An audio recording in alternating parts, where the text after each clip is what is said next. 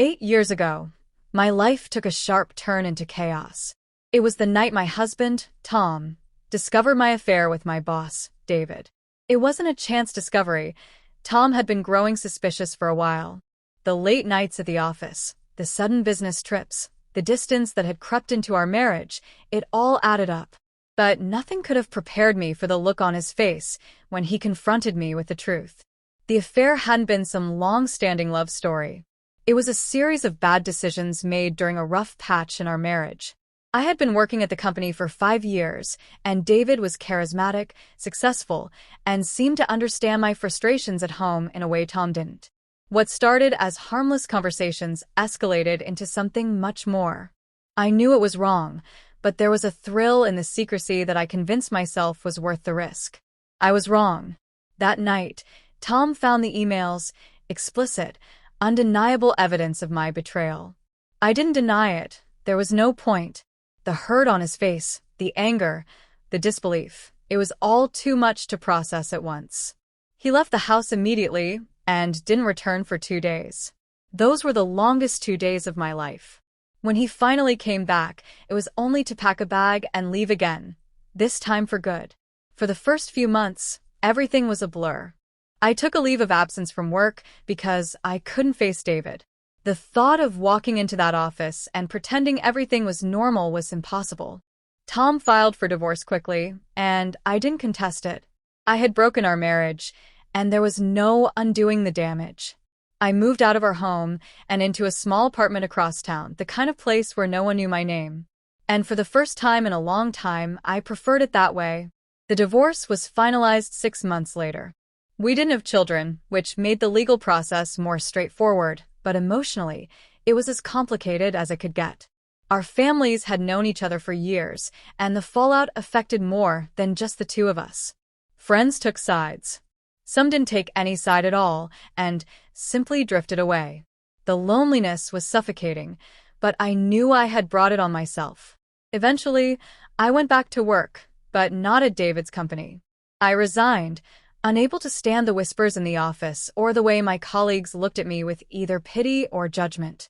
I found a new job at a smaller firm where no one knew my past.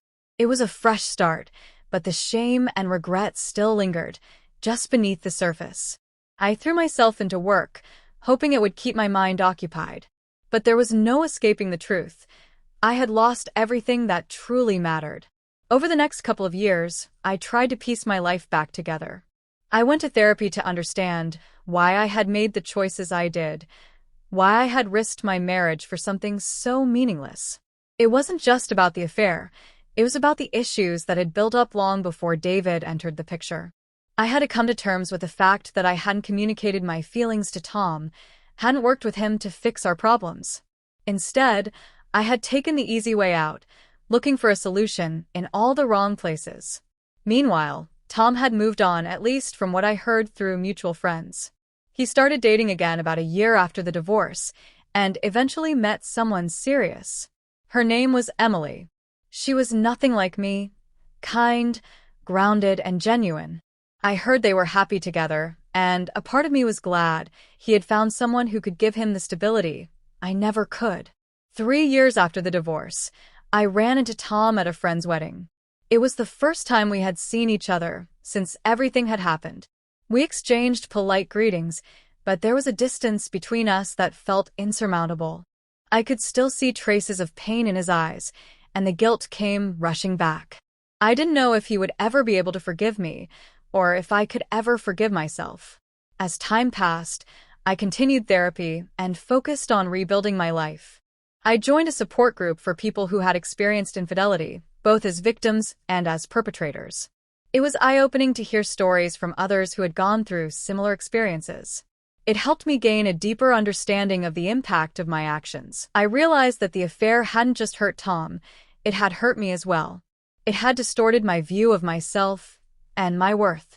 And I needed to confront that. By the 5th year after the divorce, I had finally reached a place of peace. I had started a small business with a friend from my new job, something I had always dreamed of doing but never had the courage to pursue. For the first time in a long time, I felt like I was building something meaningful again. It wasn't a replacement for the life I had lost, but it was a new chapter. And that was something. Around this time, I heard that Tom had gotten engaged to Emily. When I saw the pictures on social media, I felt a mix of emotions. A part of me was happy for him. He deserved love and happiness.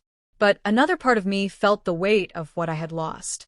A life that could have been mine if only I had been stronger, more honest, and less selfish. 8 years have now passed since that fateful night. Tom and Emily are married, and they recently had their first child. When I heard the news, I sent a card congratulating them and wishing them all the best. I didn't expect a response, but to my surprise, Tom reached out a few weeks later. He thanked me for the card and asked if I'd be open to meeting for coffee.